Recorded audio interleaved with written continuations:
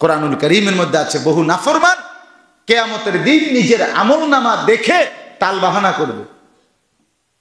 বালিল ইনসানু আলা নাফসিহি বাসীরা ওয়ালাউ আলকা মাআযীরা। এই যে কোন সূরা? কিয়ামা, এই সূরা।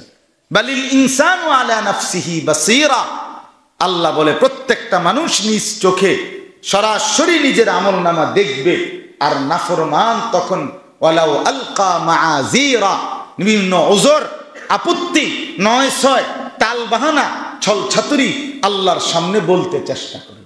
আমলনামা হাতে নিয়ে বলবে, আল্লাহ নামাজ পড়ছি না, ঠিক আছে আমিও কই পড়ছি না, কিন্তু যেভাবে লেখা থইছে এরকম তো মনে হয় না। কোনো 5টা পৃষ্ঠা উল্টাইলাম, শুক্রবারে যে 2 রাকাত পড়ছি এটাও দি নাই,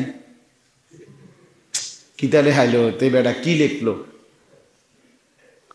বুঝেন না? সিটারে মানে আল্লাহর সামনে টালবাহানা। আল্লাহ বলবে, ফেরেশতা কও কি হইছে, কর বেটা, এবার জুমার 2 রাকাত কই?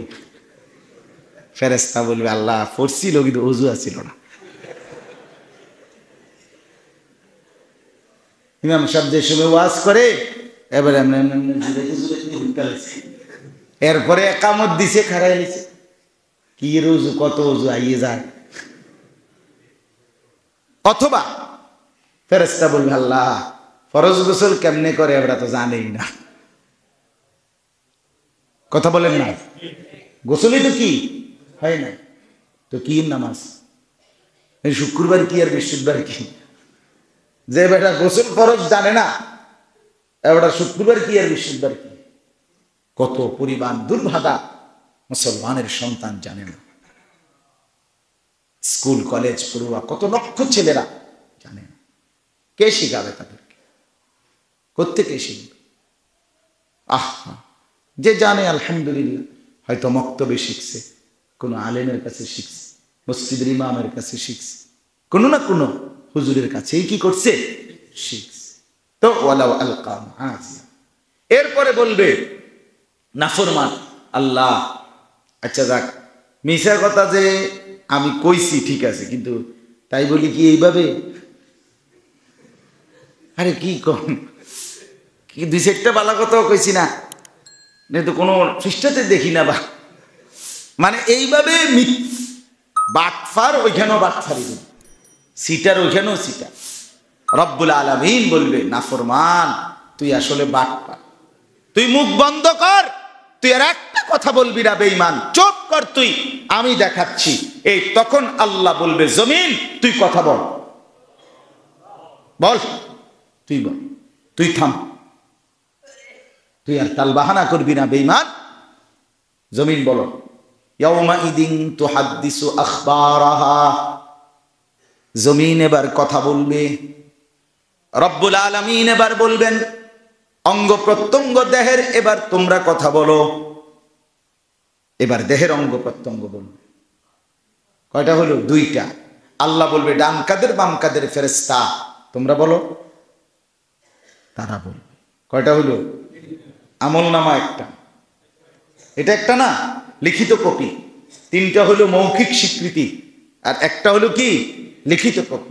আল্লাহ বলল, বেঈমান দেখলি তো, জমিনও বলল, অঙ্গ প্রত্যঙ্গ বলল, 2 ফেরেশতাও বলল তোর আমলনামায় লিখিত।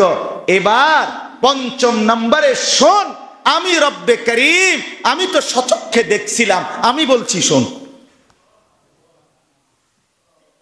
ইউনাব্বাউল ইনসান ওয়া কাফা বিযুনুবি ইবাদিহি খাবীরাম বাসীরা। আল্লাহ বলে, বান্দা তোর প্রত্যেকটা গুনার হিসাব রাখার জন্য আমি আল্লাহ একাই যথেষ্ট ছিলাম। কাছের জন্য আগ্রহী করে, আর গুনাহ হলে কি করে? তিরস্কার করে। আহা, কেন মিথ্যা বলবো? এই যে মনের একটা, আরে লোকটাকে কেন গালি দিলাম, লোকটাকে একটা থাপ্পড় দিলাম, না ঠিক হলো না, লোকটার ভাড়াটা কম দিলাম, মিথ্যা বললাম, হলো না, কামটা তো ভালো করলাম না, আহা জামাতটা ছুটে গেল, করলামটা কি? এই যে কদ্দুর বিবেকের নড়াচড়া, হৃদয়ের দংশন, এটারে বলে নফসে লাওয়ামা। সরাসরি তাফসীরের মধ্যে আছে, নফসে লাওয়ামাকে হাসান বসরি রাহমাতুল্লাহ আলাইহি বলছে নফসে মুমিনা, এটা মুমিনের নফস, এর থেকে নিচে মুমিনের নফস থাকে না, এর উপরে উঠবে নফসে মুতমাইন্না। এর উপরে কি? নফসে মুতমাইন্না, অর্থাৎ যেই অন্তরাত্মা 24 ঘন্টা নেক কাজের প্রতি উৎসাহী, গুনাহের কল্পনাও আসে না, সেটাকে কি বলে? নফসে মুতমাইন্না। এটা যখন হয়ে যায় আর শাজিম তখন নড়ে ওঠে। আল্লাহ বলে বান্দা আর লাগবে না, আও আও আয়ালো ইরজিই ইলা রাব্বিক, আও বান্দা আইসা পড়ো, আও না বান্দা, ইয়া আইয়াতুহান নাফসুল মুতমাইন্না, নফসে মুতমাইন্না হয়ে গেছে, চলে আসো বান্দা, আমি তোমার সাক্ষাতের বড় আগ্রহী হয়ে আছি।